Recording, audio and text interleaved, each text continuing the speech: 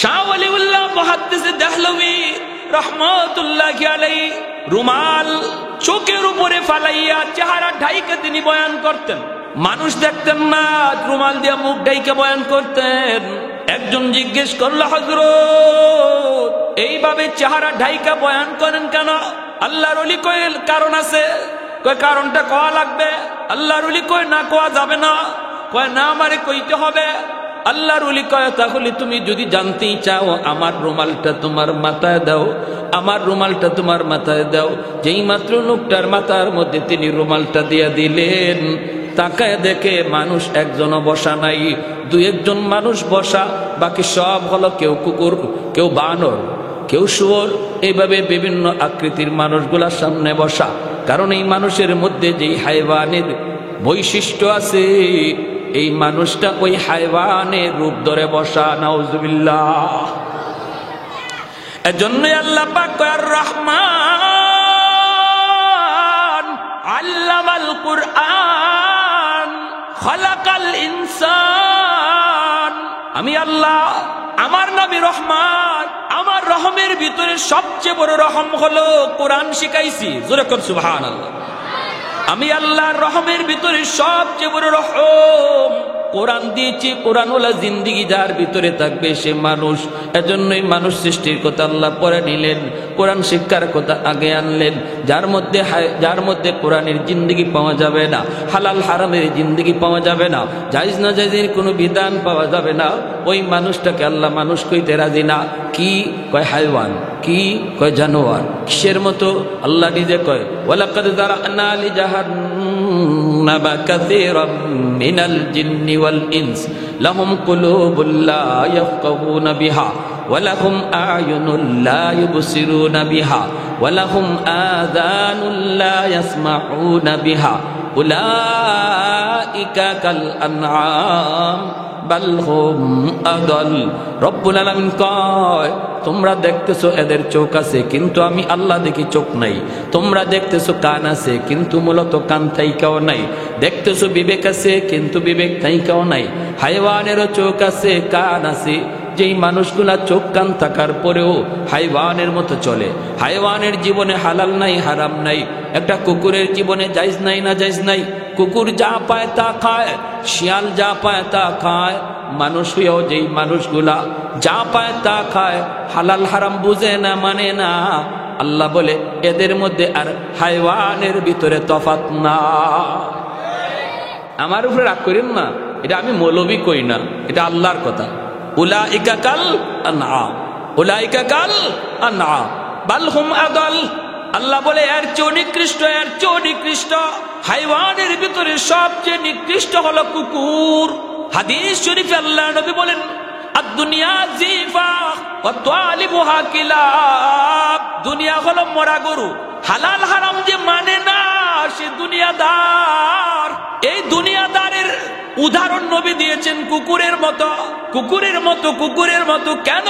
কি জন্য? কই কুকুর মরা গরু পাইলে পরে এই কুকুরের আর হুঁশ থাকে না, মালিক ভুলে যায়। যেই মালিক তারে এত আদর করে খাওয়ায়, এত আদর করে, যেই মালিক তারে পালে, এত মায়া করি, ওই মালিকের কথা কুকুর মরা গরু পাইলে পরে ভুলে যায়। মরা গরুকে 3 ধরনের প্রাণী খায়, মরা গরুকে 3 ধরনের প্রাণী খায়। এক হলো কুকুর, আরেক হলো শকুন, আরেক হলো শিয়াল। এই 3 ধরনের প্রাণী মরা গরু খায়। মরা গরুটা পাইলে পরে সারা দিন ভর শকুনে খায়। রাতের বেলা শিয়াল চলে আসে, শকুন তার গাছের ডালে চলে যায়, সারা রাত ভর শিয়াল খায়। সকাল হওয়া মাত্রই শিয়ালও তার ঠিকানা গর্তে চলে যায়। এরপরে কুকুর লাগাল পায়, কিন্তু কুকুর দেখবেন সে যখন মরা গরুর লাগাল পায় ঠিকানা ভুলে যায়। শিয়ালেও তার ঠিকানা ভুলে দেয়। যেই মাত্র রাত শেষ, শিয়াল তার ঠিকানা গর্তে যায়। শকুনেও তার ঠিকানা ভুলে না। যেই মাত্র সন্ধ্যা হয়, শকুন মরা গরু থইয়া গাছের ডালে যায়, ঠিক না? কিন্তু কুকুর যদি মরা গরু পায়, রাত বুঝে না, দিন বুঝে না, ঠিক না? দেখবেন এখন তো মরা গরু কমই দেখা যায়। আগে ছোটবেলা দেখতাম, বিশেষ করে আমার বাড়ি তো সিলেট এলাকার হাওর বেশি। নানার বাড়িতে যাইতাম, গেলে পরে এরকম গরু খুব বেশি মরত। আর ও শকুনের সাথে খুব ঝগড়া করতাম। আমি শকুনের সাথে খুব ঝগড়া করতাম, যাইয়া শকুনের কাছে গিয়া বাড়াবাড়ি করতাম।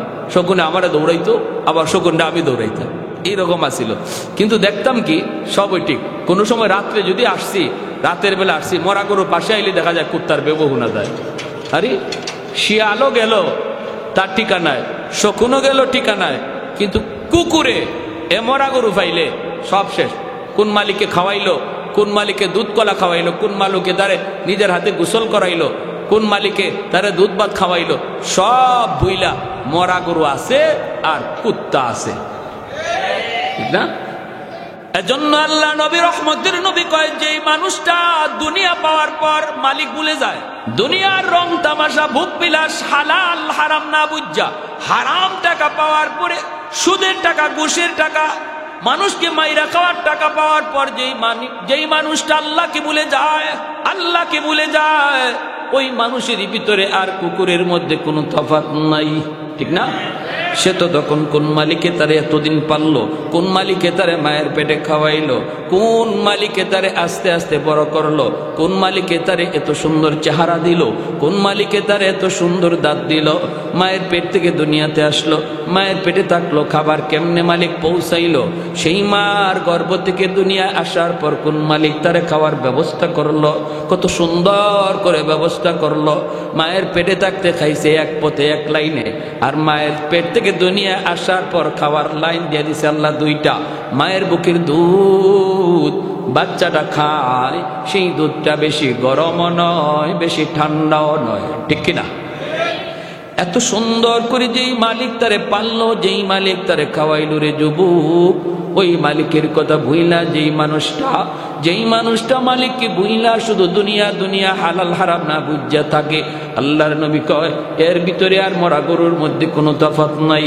এজন্যই আল্লাহ বলেছেন বালহুম আদল, বালহুম আদালের তাফসীর করেছেন আল্লাহর নবী তার হাদিসে, আদ-দুনিয়া জিফা ওয়া তালিবুহা কিলাব। আল্লাহু আকবার।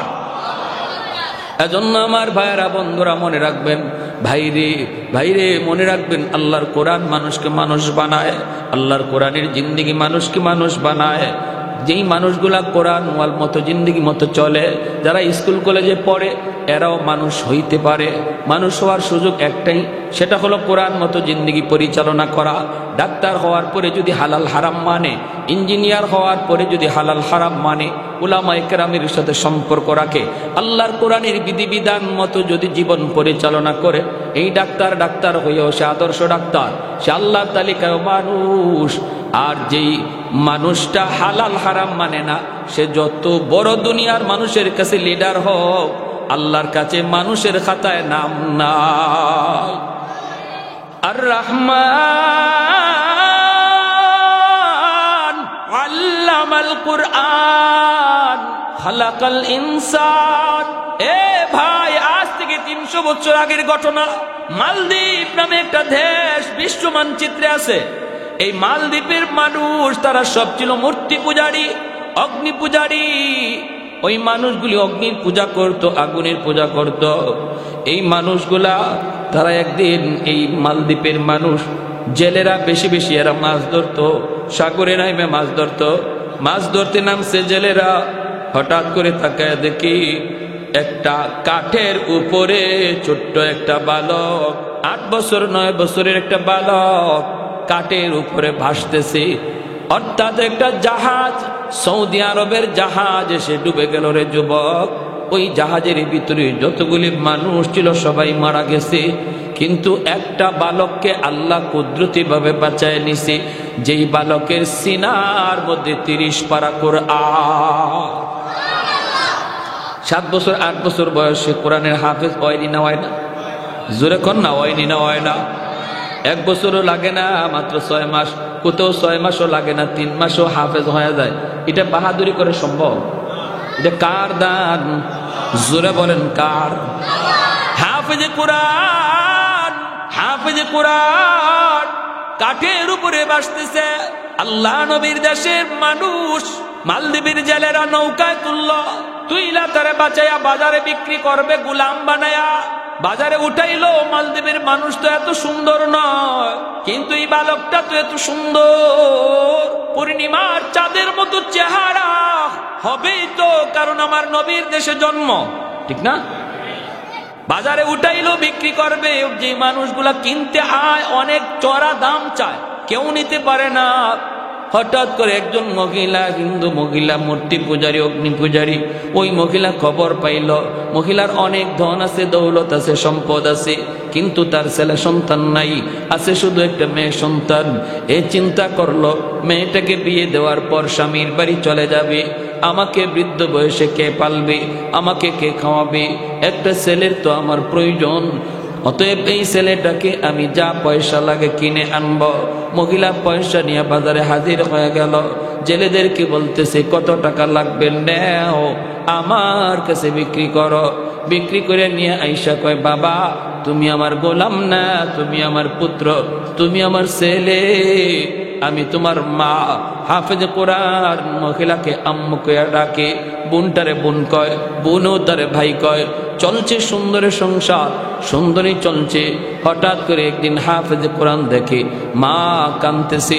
মা তুমি কেন কান্দো, কান্নার কারণ কি? মহিলায় কয়, বাবা রে, ও বাবা, প্রতি বছর মালদ্বীপে সিডর হয়, জলোচ্ছ্বাস হয়, রাত যখন 12টা বেজে যায়, প্রতি বছর নির্ধারিত টাইমে নির্ধারিত রাতে মালদ্বীপে সিডর হয়, পানি আইসা বহু মানুষকে মারে, বহু মানুষের প্রাণহানি ঘটে। বাদশাহ জ্যোতিষীদেরকে বলেছিল, জ্যোতিষীরা, জ্যোতিষী বিদ্যা পরে তোমরা বের করে দেখো এটা কেন হয়, কি জন্য হয়। জ্যোতিষীরা গণকেরা বলল, এটা একটা খবিস জিন্নাতের কারসাজি, এই জিন্নাতের কারসাজি খবিস জিনের কাজ।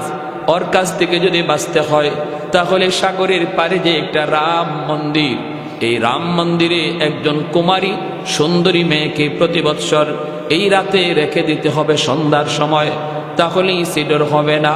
কিন্তু সকালবেলা মেয়েটাকে জীবিত পাওয়া যাবে না, সকালবেলা তার লাশ পাওয়া যাবে। বাদশাহ কয়, ক্ষুদ্র স্বার্থ জলাঞ্জলি বৃহৎ স্বার্থের কারণে সুন্দরী মেয়েদের তালিকা তৈরি করো, প্রতি বছর লটারি দেওয়া হবে, এই লটারিতে যেই মেয়েটার নাম উঠবে তারই আমরা মন্দিরে রেখে দিব, ওই খবিস জিনের ভোগ দিব, খবিস জিন্নাতের ভোগ দিব, তাহলেই সিডর হবে না। বাবারি এই বছর লটারিতে নাম উঠে গেছে আমার একমাত্র মেয়েটার। ও বাবা, সন্ধ্যা হওয়া মাত্রই আমার মেয়েটাকে ওরা জোরপূর্বক ধরে নিয়ে যাবে, এজন্য আমি মা কাঁদতেছি। বাবা বলো না, আমি মা কেমন করে সেটা সহ্য করব? আমি তো মা। কোনো মা সন্তানের মৃত্যু চোখের সামনে দেখতে পারে না, কোনো বাবা সন্তানের মৃত্যু চোখের সামনে সইতে পারে না। কত মা এমন আছে কয়, মালিক আমার হায়াতটা আমার সন্তানরে দিয়ে দিলাম, তবু আমার সন্তানরে তুমি বাঁচাও। মা হাউমাউ করে কান্দে। হাফেজে কোরআন কয়, মা টেনশন তুমি করো না, সমাধান আমি দেব। আল্লাহু আকবার, জোরে কান। মা তুমি টেনশন করো না, সমাধান আমি দেব। মহিলা কই, বাবা তুমি আবার কেমন করে দিবা? হাফেজে কোরআন কই, মা আমার বোনটারে নানার বাড়ি পাঠায় দাও। নানার বাড়ি, নানির হাতের পিঠা খাক, আর বোনের জামা কাপড় পরাইয়া আমাকে মেয়ে লোক বানাইয়া পালঙের উপর বসায় রাখো, ওরা আমাকে মেয়ে লোক মনে করে নিয়ে যাক, মন্দিরে রেখে দুক, এরপরে আমি বুঝবো আর জিনে বুঝবে। আল্লাহু আকবার। খবিস জিনের কত বড় শক্তি আমি দেখব। মহিলা কই, না বাবা, আমি তোমাকে হাতছাড়া করতে পারি না, কারণ আমার মেয়েটা বিয়ের পরে তো চলে যাবে, তুমি তো আমাকে পালবে, তুমি তো আমাকে খাওয়াবে, আমি তোমাকে মৃত্যুর ঘাটে দিতে পারি না। হাফেজ কোরআন কয়, মা তুমি তো মনে করছো আমাকে জিনে মেরে ফেলবে, খবিস জিনে আমাকে খেয়ে ফেলবে, কিন্তু মা গো তুমি জানো না আমার সিনার মধ্যে আল্লাহ কি রেখে দিয়েছে। আমার সিনার ভিতরে 30 পারা কোরআন, যেই কোরআনের পাওয়ার জিন্নাতের পাওয়ারের চেয়ে 1000 গুণ বেশি। আরে কুজুরে সুবহানাল্লাহ, আর জোরে আল্লাহু আকবার।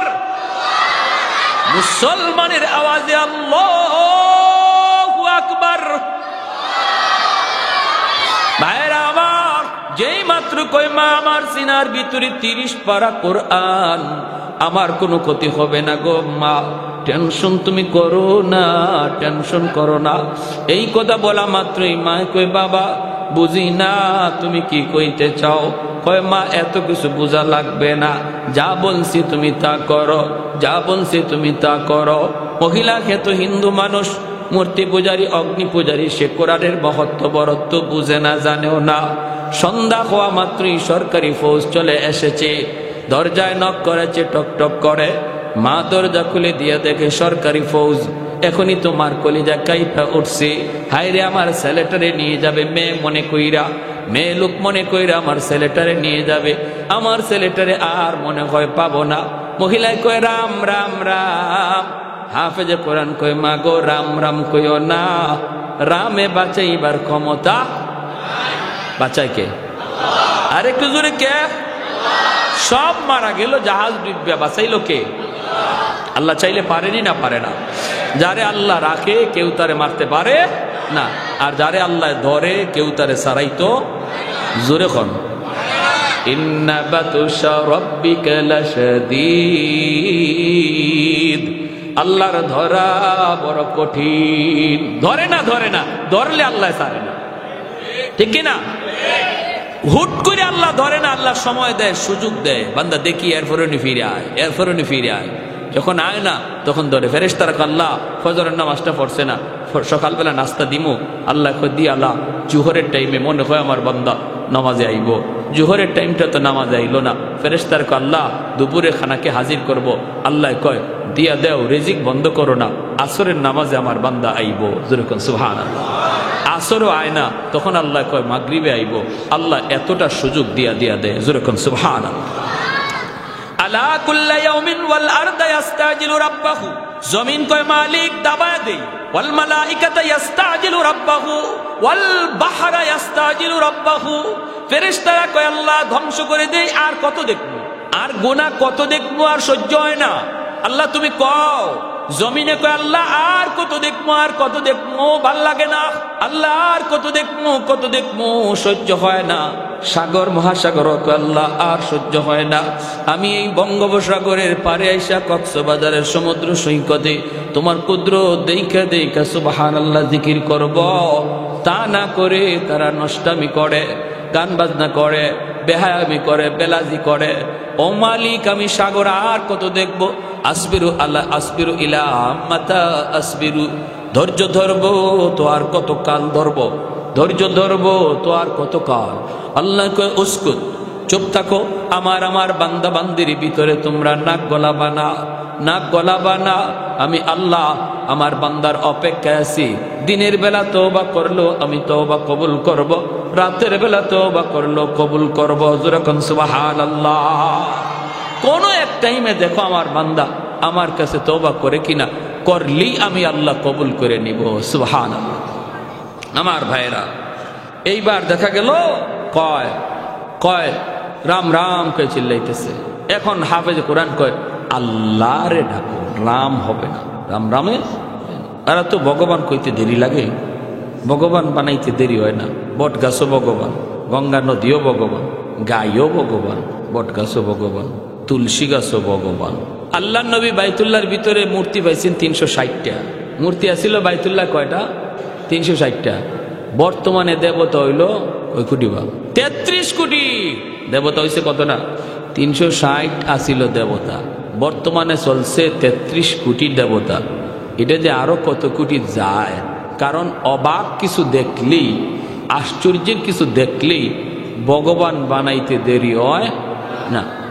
বট গাছ বয়স কত? 100 বছর, হয়তো ইডুই ভগবান। গাই ওরে আল্লাহ দুধ দেয়, উলান কাটলে দুধ পাওয়া যায় না, তে ভগবান এটাই। তুলসী গাছ এটা কেন লাগে ভগবান? এটা খাইলে, এটার পাতা খাইলে কাশ কমে যায়, তে এটাই ভগবান। হয়েছে নি কাম হয়েছে? উসমান হারুনি ইনি গেছেন খাদেম লইয়া, শীতের দিন প্রচন্ড শীত, উনি অজু করবে, ওই অবস্থায় দেখতেছে কি যে পানিটা, অজুর পানিটা একটু গরম করবে উসমান হারুনি। তো খাদেমকে বলতেছে বাবা দেখতো একটু আগুন নি পাওয়া যায়, আমি একটু অজুর পানিটা গরম করব। তো খাদেম যায় পাইছে আগুন, কিন্তু আগুনের পাশে মানুষজন আগুনের পূজা করে।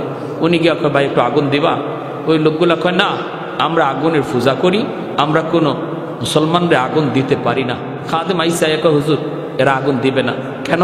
কয় ওরা আগুনের পূজা করে, এজন্য আগুন আমাগরে দিবে না। উসমান হারুনি তিনি খাজা মঈনুদ্দিন চিশতি রহমতুল্লাহি আলাইহির উস্তাদ, তিনি চলে গেছেন, গিয়া বলতেছে ভাই একটু আগুন দাও না। কয় না, বললাম তো দিব না। কেন? কয় আমরা আগুনের পূজা করি। কেন? কয় আগুনের পূজা করি এজন্য আমাদের বাপ দাদাও করছে। কেন করছে? কয় যা শুনছি আগুনের পূজা করলে মরণের পরে আগুন জ্বালাবে না, আগুনে একটু মায়া করবে, এজন্য আমরা দুনিয়াতে আগুনের পূজা করি। উসমান হারুনিকে ভালো কথা, মরার পরে যদি আগুনে তোমাদেরকে মায়া করে পূজা করলে তাহলে তো পূজা করতায় আরো বেশি করে করো, তবে একটু টেস্ট করে দেখো না তোমাদের পূজা এই মূর্তি কবুল করতেছে কি না করতেছে না, সে কি তোমাদের পূজার উপরে সন্তুষ্ট না অসন্তুষ্ট, এটা একটু টেস্ট করে দেখো। দুনিয়াতে মূর্তি পূজারীরা কয়, আগুন পূজারীরা কয়, এটা আবার কেমনে? উসমান হারুনি কয় আঙ্গুলটা আগুনের মধ্যে দিয়া দেখো আঙ্গুল জ্বালায় কিনা, যদি আঙ্গুলটা না জ্বালায় তাহলে বুঝবা তোমাদের উপরে আগুন সন্তুষ্ট, মরণের পরেও জ্বালাবে না। আর যদি দুনিয়াতে আঙ্গুল জ্বালায় তাহলে বুঝবা এই পূজায় কাম হইতেছে না, মরার পরে আঙ্গুল না খালি পুরা বডি জ্বালায় সার করবো। অগ্নি পূজারীরা কইলে মৌলবী তো বড় সালাকরি, আইসা আমার করে আগুন দিয়ে জ্বালাইতো। কয় মিয়া আগুনের অভ্যাসই তো জ্বালানো, আগুনের মধ্যে যা দেয় তাই তো জ্বলে, আগুনের স্বভাবটাই তো জ্বালানো। উসমান হারুনি কয় না, আগুনের স্বভাব জ্বালানি না, আগুন তার মালিকের কথায় চলে, মালিক যদি ইশারা দেয় জ্বালায়, যদি ইশারা না দেয় জ্বালায় না। এজন্য ইব্রাহিম খলিলকে জানায় নাই, মুসা কালিমুল্লাহকে তুর পাহাড়ে জ্বালায় নাই। অগ্নি পূজারীরা কয় মিয়া মুসা ইব্রাহিম বুঝি না, তুমি কিছু পারবাইনি দেখাও, আমরা যা দেখি আগুনে জ্বালায় না, আগুনে জ্বালায়। উসমান হারুনি কয় তাহলে দেখবা। এই বইলেই ছোট্ট একটা বাচ্চারে টাস করে কুলে নিয়া একটা লাভ দিয়া আল্লাহু আকবার কইয়া আগুনের ভিতরে চলে গেছে। মূর্তি পূজারীর দল একজন আরেকজনরে কয় রাম রাম রাম রাম রাম, কয় মৌলবী মরছে মরুক, কিন্তু আমাদের ছোট বাচ্চাটার কি দোষ ছিল? উসমান হারুনি আগুনের ভিতরে, ওরা চিল্লাইতেছে, চিল্লায় নিজের বাচ্চার লাগে, উসমান হারুনি লাগে না, উনি জ্বলছে জ্বলুক, বাচ্চাটারে জ্বলে গেছে। হঠাৎ করে তাকায় দেখে আগুনের ভিতরে উসমান হারুনি ছোট বাচ্চাটারে চুমা খায়, আদর করে আগুন আগুনের মতো কইরা লাফায়। আল্লাহর ওলিয়ার বাচ্চাটার গায়ে আগুন লাগে না। আবার তিনি আগুনের ভিতর থেকে বেশ কিছুক্ষণ সময় কাটাইয়া আল্লাহু আকবার বলে তিনি বের হয়ে আসলেন। এইবার অগ্নি পূজারীরা কয় হায় হায় হায়, এতদিন যাবত আমরা কারে ভগবান কই, আগুন তো ভগবান না, আগুনের চেয়ে বড় ভগবান হলো যারে আগুন জ্বালাইছে না। ওই বুঝছেন ভগবান কেমনে বাড়ায় দেখে। এখন উসমান হারুনির সেজদা দেওয়া শুরু করছে, কয় আপনিই ভগবান, আগুনে আপনারে জ্বালাইছেন আপনি। উসমান হারুনি লাঠি লইয়া, জাহিলের জাহিল, তোমরা তো দেখলেই ভগবান কইতে দেরি। আরে আমারে যে আগুন জ্বালাইছে না, এটা আমার কোনো কৃতিত্ব আর বাহাদুরি না। আমি যেই মালিককে মালিক কইয়া ডাকি, আমি যেই মালিকের পূজা করি, গুণগান গাই, এই মালিকের যদি ইবাদত বন্দেগী তোমরা করো আর তারে চিনো আর তারে মানো, তাহলে আগুন তোমরারেও জ্বালাবে না, সাথে সাথে সব কালেমা পড়ে মুসলমান হয়ে গেল। ভাইয়েরা আমার, মহিলায় কয় রাম রাম, হাফেজে কোরআন কয় না, চিল্লায় না। এরপরে সরকারি ফৌজগুলি ভিতরে ঢুইকা চেহারা দেখা কয় হায় দিয়ে তো সুন্দর মেয়েটা, আজ আমরা এই মেয়েটাকে জিন্নাতের ভোগ বানাবো, রাম মন্দিরে রেখে দিব। হায় হায় হায়, হাফেজে কোরআনকে নিতে চায়। ভাইয়েরা বন্ধুরা, সে বলতেছে আমাকে ধরা লাগবে না, আমাকে টান দিতে হবে না, জোর জবরদস্তি করতে হবে না, আমি নিজেই মন্দিরে যাব। এই বইলে সে রওনা দিল। বলুন তো, মেয়ে লোকের পোশাক পইরা যে বসা, সে কি মেয়ে লোক নাকি ছেলে? ছেলে। সরকারি সৈন্যরা কয় মেয়ে, এটা মনে করে নিতেছে, ভালো কথা। মন্দিরে রাখছে, রাখে চলে আসছে, সকালবেলা গেলে লাশ আনবে। আর হাফেজ সাহেব মন্দিরের ভিতরে ঢুককেই মেয়ে লোকের পোশাক খুললা, ভিতরে তার যে পোশাক ছিল এই পোশাক রাখা, জায়নামাজ একটা ছিল, জায়নামাজ মন্দিরের ভিতরে জায়নামাজ বিছাইয়া আল্লাহর কদমে সেজদা দেওয়া শুরু করছে। ঘটনা লিখছেন কে? বিশ্ববিখ্যাত পর্যটক আল্লামা ইবনে বতুতা। তার কিতাব রিহলাতে ইবনে বতুতা নামক কিতাবের মধ্যে আজ থেকে 300-350 বছর আগের বাস্তব ঘটনা। বর্তমানে মালদ্বীপ একটা মুসলিম দেশ, কিন্তু তখনকার 300-350 বছর আগে মুসলিম দেশ ছিল না, কেমন করে মুসলিম হলো এই মালদ্বীপের জনগণ, সেই ইতিহাসটা বলতেছি। আমার ভাইরা, যেই মাত্র হাফেজ সাহেব সে এখানে যায় নামাজ বিছাইয়া আল্লাহর কোরআন তেলাওয়াত শুরু করে দিছে, যেরকম সুবহানাল্লাহ। রাত যখন 12টা বেজে গেল, সরকারি পাগলা ঘন্টা বাজানো হয়, সরকারি পাগলা ঘন্টা বাজানো হয়। বিপদ বিপদ বিপদ সংকেত, জনগণকে সতর্ক করা হয়, সিডর হয়ে যাবে। ভূত যদি জিন্নাতের পছন্দ না হয় তাহলে কিন্তু সিডর হয়ে যাবে, সবাই সতর্ক। হাফেজ সাহেব মন্দির থেকে সাগরের দিকে তাকা দেখে পানিটা এরকম বিপজ্জনক আকারে উঠতেছে, উঁচু পাহাড়ের মতো পানিটা উঠতেছে। এমনি হাফেজে কোরআন মন্দির থেকে চোখের পানি ধরায় কয়, মালিক আজ প্রমাণ হবে জিন্নাতের পাওয়ার বেশি নাকি তোমার কালামের পাওয়ার বেশি। আজ প্রমাণ হবে গো মালিক, জিন্নাতের পাওয়ার বেশি, ওই পানি আর সিডরের পাওয়ার বেশি নাকি কোরআনের পাওয়ার বেশি। পানি যখন সাগরের মতো, সাগর থেকে পাহাড়ের মতো উঁচু হইয়া পানিটা সামনের দিকে আগায়, এমনি হাফেজে কোরআন আল্লাহর কালাম সূরা ইয়াসিন পইরা ফু দেয়, সূরা ইয়াসিন পইরা ফু দেয় রে আল্লাহর গোলাম। সূরাতুল ইয়াসিন হলো কোরআনের হৃৎপিণ্ড, সূরাতুল ইয়াসিন হলো কোরআনের হৃৎপিণ্ড। এই সূরার অনেক দাম, অনেক দাম। এই সূরা পইরা যখন ফু দেয়, আল্লাহ পাক এই ফুটাকে অ্যাটম বোমার মতো শক্তিশালী বানাইয়া পানির বিপরীতে আল্লাহ পাঠায় দেয়। সাগরের মাঝামাঝিতে যা আক্রমণ করে, পানিটা আবার পানির মধ্যে দেবে যায়, সিডুর আর হয় না। সাগরের মধ্যে পানিটা আবার নিস্তেজ হয়ে যায়। সকালবেলা তারা গেছে লাশ আনার জন্য, সকালবেলা গেছে লাশ আনার জন্য, যায় দেখে লাশের কোনো বংশ নাই, বরং মন্দিরের ভিতরে একজন হাফেজে কোরআন কোরআন তেলাওয়াত করতেছে। সরকারি ফৌজদারা যে কই লাশ কই? হাফেজ সাহেব কয় লাশ কোথায় পাবা? কয় কেন? গত রাত যে আমরা মেয়েটারে আনলাম। কয় গত রাত তোমরা মেয়ে লোকরে আনো নাই, কারে আনছি? কয় আমারই আনছ। চোখগুলো বড় বড়। কই কি কষ্ট? আমরা আনলাম মেয়ে মানুষ, তুমি ছেলে মানুষ। কারে বলো? আমি আমার বোনের কাপড় চোপড় ফইরা মেয়ে লোক সাহায্যে বসা আসিলাম। কত তুমি বসা আসিলা? মন্দিরে তুমি আসিলা? বলে হ্যাঁ মন্দিরে আমি ছিলাম। কত সিডরও হলো না, তুমিও মরলা না। সিডরও হলো না, তুমিও মরলা না। ঘটনা কি? হাফেজে কোরআন কয় তোমরা কি মনে করেছো আমাকে জিন্নাত মেরে ফেলবে? তোমরা তো কেউ জানো না আমার সিনার ভিতরে আল্লাহ কি পরিমাণ পাওয়ার রেখে দিয়েছে। 30 পারা কোরআন, ওই কোরআনের পাওয়ার সিডর আর জিন্নাতের পাওয়ারের চেয়ে 1000 গুণ বেশি। আমি 30 পারা কোরআন পড়া লাগে নাই, শুধুমাত্র সূরা ইয়াসিন পড়ছি রে। ইয়াসিনের পাওয়ারটাকে আল্লাহ পাক এত বড় বানাইয়া সিডরের মোকাবেলায় পাঠাইছে। পানি পানির জায়গায় দেবে গেছে, সিডর হয় নাই। সাথে সাথে এই খবর বাদশার কানে চলে গেল। বাদশাহ মন্ত্রী পরিষদ লইয়া মন্দিরে হাজির। হাফেজে কোরআনের সাথে দেখা করে। বাবা কি কও, একটু ভালো করে বলো। হাফেজ সাহেব যখন তার বাস্তব ঘটনাগুলি সব শোনায় দিল, বাদশার চোখ দিয়ে দর দর করে পানি পড়ে। বাদশাহ কয় হাফেজে কোরআন, ও আল্লাহ কালামের হাফিজ রে, এতদিন পর্যন্ত আমরা অন্ধকার ধর্মে ছিলাম, আমরা তো আল্লাহ চিনি নাই, মালিক চিনি নাই। আজ তুমি আইসা আমাদের কোরআনের পরিচয় শিখাইয়া দিছ, কোরআনের পরিচিতি আমাদেরকে জানাইছ। তবে আমার ইচ্ছা, মনের ইচ্ছা হলো আগামী বৎসর আমি নিজের চোখে কোরআনের পাওয়ারটা দেখতে চাই। যদি এমনই হয় তাহলে কথা দিলাম আমি বাদশাহ শুধু না, মন্ত্রী পরিষদ জনগণ লইয়া একসাথে তোমার হাতে কালেমা পড়ে মুসলমান হব।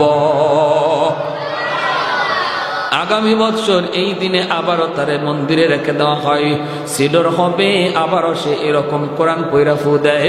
আল্লাহ পাক কোরআনের পাওয়ার বাদশারে দেখাইলেন, মন্ত্রী পরিষদরে দেখাইলেন, জনগণরে দেখাইলেন। সবাই এক বাক্যে তখন হাফেজ সাহেবের হাতে হাত রেখে কালেমা পরে মুসলমান হয়েছে।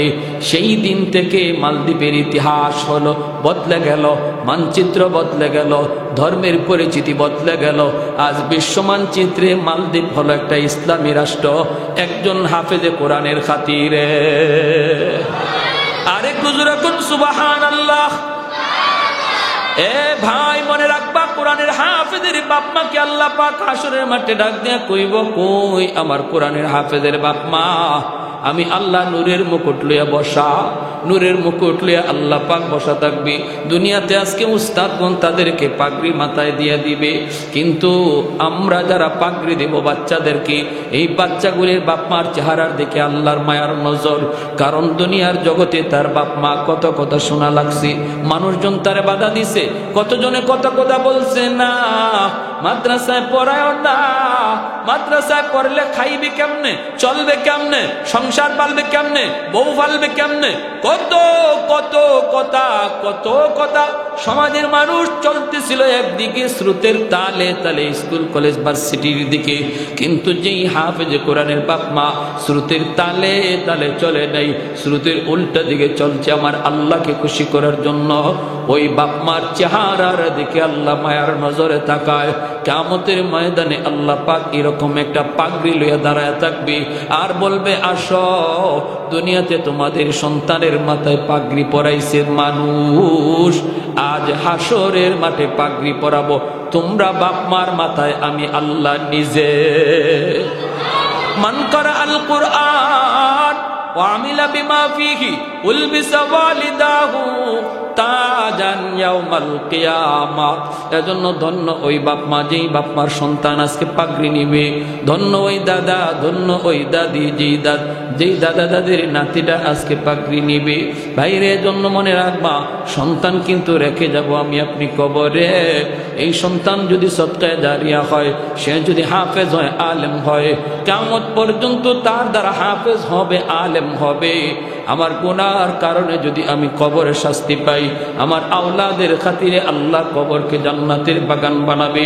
ছোট বাচ্চাটা বাবার কবরের পাশে গিয়ে ইয়াসিন তেলাওয়াত করে, ছোট বাচ্চাটা দাদার কবরের পাশে গিয়ে ইয়াসিন তেলাওয়াত করে, আল্লাহ পাক কবরের আযাব মাফ করে জান্নাতের বাগান বানায়।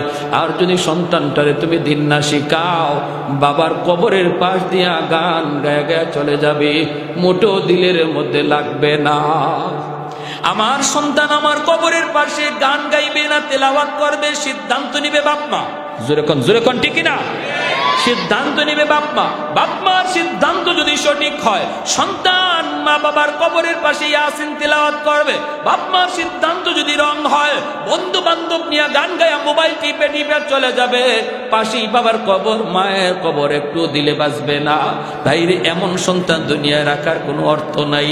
সন্তান দুনিয়াতে জন্ম দেওয়ার, সন্তান দুনিয়াতে রেখে যাওয়ার, বাপ মার জন্য বহুত বড় সম্পদ হওয়া চাই সদকায়ে জারিয়া। আমি আমার গুনার কারণে আটকা পড়ে গেল, সন্তানের উসিলায় যেন আল্লাহ মাফ করে দেয়। ঠিক কিনা? জোরে কোন, আরো জোরে কোন, ঠিক কিনা? প্যারে হাজরিন, এজন্য আর লম্বা করতে পারলাম না। প্রত্যেকে আমরা এই খেয়াল রাখবো, আমার আওলাদ যেন